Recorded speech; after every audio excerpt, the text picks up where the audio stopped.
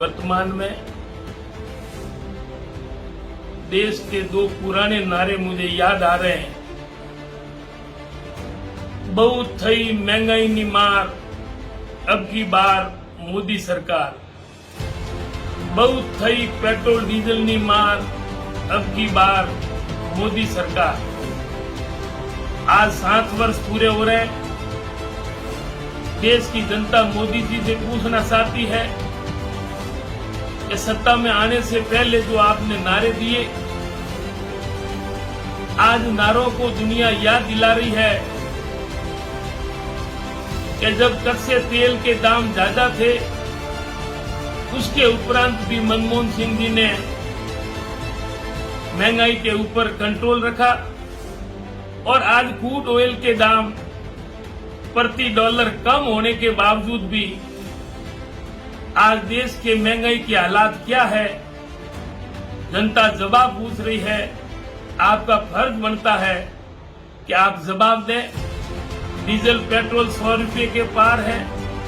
खाने का तेल की हालात क्या है, दाल और अन्य सामग्री की हालात क्या है। गरीब को 2 जून की रोटी के लिए महंगाई से सामना करना पड़ रहा है। आप बातें तो बड़ी बड़ी करते हैं, लेकिन महंगाई के ऊपर आप लगाम नहीं लगा सके।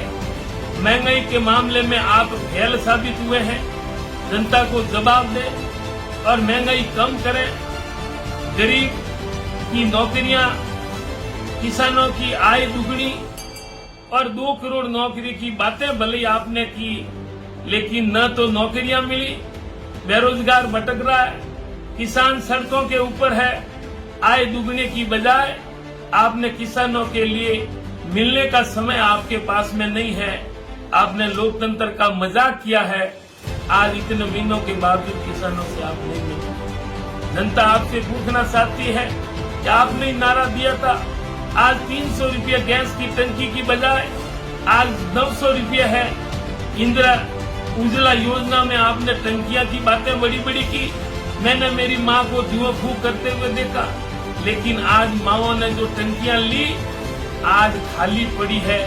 भराने के लिए उनकी हिम्मत नहीं। चाहे महंगाई हो, चाहे रोजगार हो, चाहे किसानों की आय की बात के अलावा आप जानते हैं कि युवाओं के ऊपर, युवाओं के वोटों के ऊपर आपका अधिकार है कि युवा मोदी जी को पसंद करते हैं, युवा भाजपा को पसंद करते हैं। तो आपका फर्ज नहीं बनता कि आज वैक्सीन के लिए, कोरोना टीका के लिए युवाओं को राम भरोसे क्यों छोड़ा है।